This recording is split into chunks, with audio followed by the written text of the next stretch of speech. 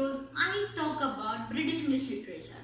It's not complete yet, but we covered a small portion of British English literature like Old English period, Middle English period, Age of Chaucer, Age of Revival, and we covered almost all historical events happened in that period and also about important writers and important works. So then I thought about this teaching strategy and I realized that just focusing on a particular session doesn't make you a perfect candidate for the UGC NET exams. So we know that it's such a competitive exam, about 6 to 8 lakh students were appearing in each and every year and about 0.6% of them qualified. So if you want to qualify these exams, you have to understand each and every topic with equal importance. Of course, this British English literature is very important and about 60% of the questions are from this session. But if you want to qualify this, you have to understand each and every session with equal importance. So, I decided to move in a parallel way with all these subjects. So, we have the subjects like British literature, European literature, then American literature, post-colonial literature, Indian English literature, then literary theory, criticism, movements, devices, then cultural studies, then English in India, and also research methodology. So now our topic is literary devices. We have a lot of literary devices like allusion, alliteration, allegory, then hyperbole, epitaph, and so many literary devices are there. Including all these devices in a single video is impossible. That's why I'm going to describe about all these literary devices part by part. So in this part or in this session, I'm going to talk about allegory, alliteration, allusion, and ambiguity. So first one is allegory. Most of you know that what is allegory, and it's a kind of figure of speech by which the abstract ideas and the principles are described or explained by characters, figures, and events. So if you want to understand this clearly, you have to look into the subdivisions. Subdivisions are fable and parable. We are very familiar with fables from childhood itself. We are hearing the stories from the fables. So fables are the stories in which the animals are the characters. So by using these animals as characters, the writers or the storytellers are trying to convey some moral messages. One such fable is the Nun-Priest Tale from the Canterbury Tales. So in that story we have the characters like Chanticleer, the rooster, and also the fox. So such stories which the stories with characters as animals are known as fables, and in parables the human being himself is the characters and they are trying to convey some messages. That is messages like both moral, religious, or political. So simply we can say that it's a story within a story. That is two kind of stories are there. First one is the surface level story, and the second is the hidden story. For example, there is a story of two neighbors. They are neighbors and also rivals, and they always try to harm each other, and they always throw stone into each other's house. From the surface level, it's a story of two neighbors, and from the inner level, when we go to the inner meanings of the story, it's a story of the war between two countries. So such stories are called allegories. One important example for this allegory is the Animal Farm by George Orwell. In his novel, he used the animals as characters in order to talk about the overthrow of Nicholas II, and also the communist revolution happened in Russia before World War I. So such stories are called allegories. Then the next one is alliteration. Sorry, in this allegories I forgot one point too. That is the word allegory is coming from a Latin word named allegoria, which means veiled language. So the next one is alliteration. Alliteration is a word coming from the Latin word latera, Latira, which means letters of alphabet. So alliteration is very simple, and most of you know that what is alliteration. It's the repetition of same sound. So repetition of same sound in the beginning of each and every word in a particular sentence. That is alliteration.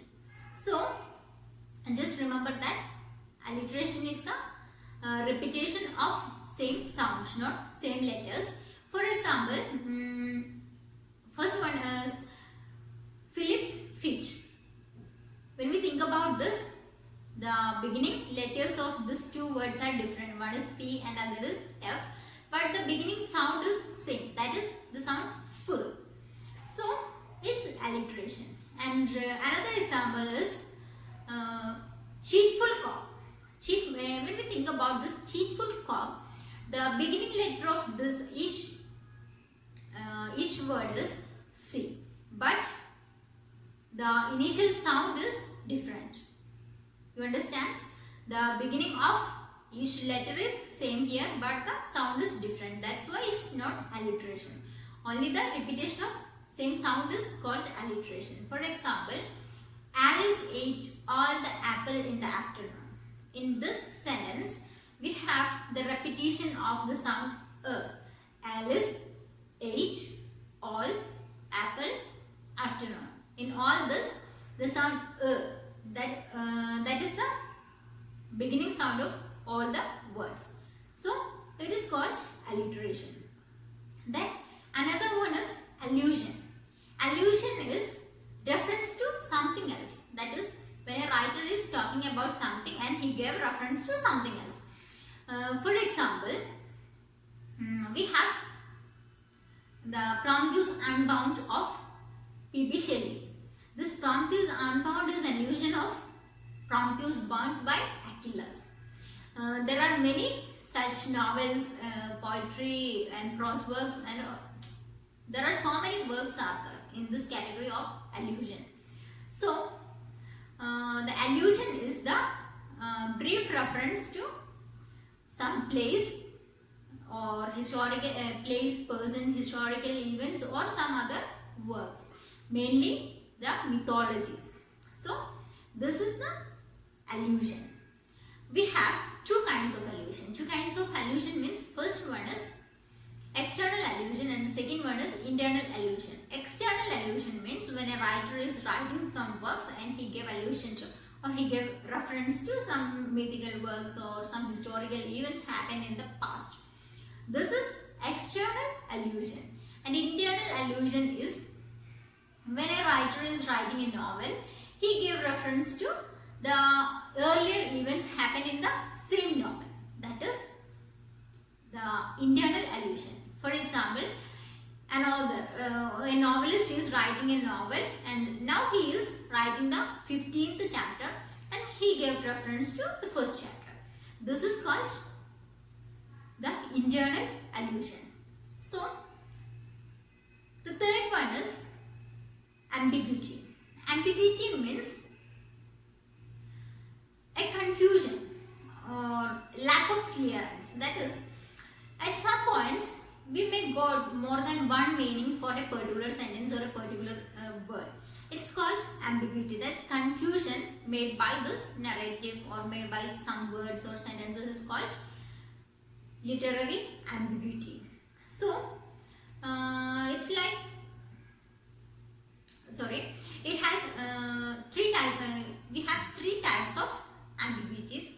First one is semantic ambiguity, second one is syntactic ambiguity, third one is the narrative ambiguity. This semantic ambiguity also known as polysemy. Polysemy means a word which have more than one meaning.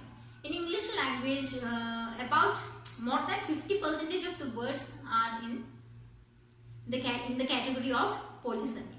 So, just consider the word play. the meaning of this word is very simple. Everyone knows that, the word play. So we can use in very different contexts, like play a game, play music, or play the fool, and just like so many other usages are there. So just reading, play the game, or play the music, it's not much difficult to understand, but at some situation, like when we are hanging out with a guitar in one hand and MP3 player in the other hand, and someone is coming and he says that play the music, you could confuse it. Which one is to play, the guitar or the MP3 player? So this is the semantic ambiguity, and syntactic ambiguity is the ambiguity happens by the structure of the sentence. For example, the murderer killed the student with a book.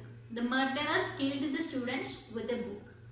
This is the sentence, and we know each and every the meaning of each and every word of this sentence, but by reading this all together we could confuse it. That is, the murderer killed the boy with book. The confusion is whether the murderer used this book as a weapon, or this boy carrying a book during the time of this murder. This is a confusion happened by this structure. So this is called the syntactic ambiguity, and the next one is narrative ambiguity. Narrative ambiguity is the ambiguity or the confusion happen in the plot of the novel or the plot of the story. So in some cases, when some writers describe about some relationships, we could confuse it about whether it's a friendship or it's a love affair or something else. We could confuse it about the relationship and some other situations also there. So this ambiguity or this confusion happened in the plot of the novel or plot of the story or drama is called the narrative ambiguity.